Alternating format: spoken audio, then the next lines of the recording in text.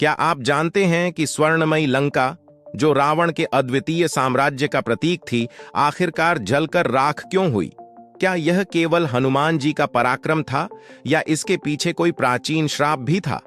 आइए इस रहस्य को समझते हैं। लंका का इतिहास और श्राप का आरंभ। लंका को स्वर्ण नगरी कहा जाता था, जो विश्वकर्मा द्वारा निर्मित की गई थी। यह नगरी इतनी भव्य थी कि देवता भी इसकी प्रशंसा करते थे। लेकिन क्या आप जानते हैं कि इस नगरी पर आरंभ से ही एक श्राप मंडरा रहा था? यह श्राप माता पार्वती के क्रोध और एक आर्षि के शाप का परिणाम था।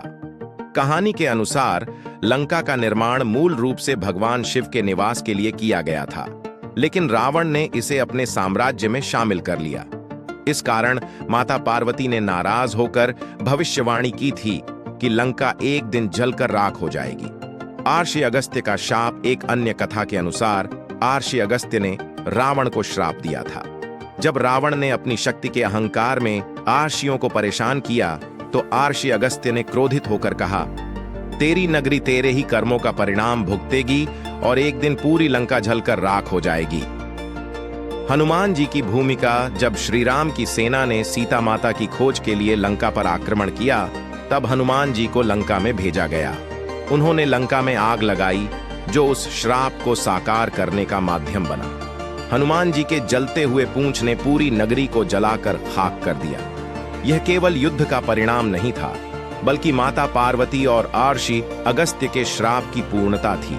रावण के अहंकार और अधर्म ने भी लंका के पतन को निश्चित कर दिया था। वह न केवल देवताओं का अपमान करता था, बल्कि आर्षि मुनियों और निर्दोष प्राणियों को भी सताया करता था। पौराणिक मान्यताओं के अनुसार किसी भी साम्राज्य का आधार धर्म और सत्य पर टिका होता है। रावण ने जब इन मूल्यों की अनदेखी की, तब उसकी लंका का अंत निश्चित हो गया। आइए जानते हैं कुछ रोचक तथ्य। हनुमान जी की पूंछ में आग कैसे लगी? लंका दहन की घटना के दौरान रावण ने हनुमान जी की पूंछ में आग लगवाई थी, परंतु वह नहीं जानता था कि यह आग उसकी नगरी का अंत करेगी। लंका के जलने का पौराणिक संकेत। अर्षियों और देवी देवताओं ने पहले ही भविष्यवाणी कर दी थी कि लंका अधर्म के कारण नष्ट हो जाएगी। शाप का महत्व। हिंदू धर्म में यह मान्यता है कि जब कोई श्राप या भविष्यवाणी होती है, तो वह किसी न किसी माध्यम से साकार होती है।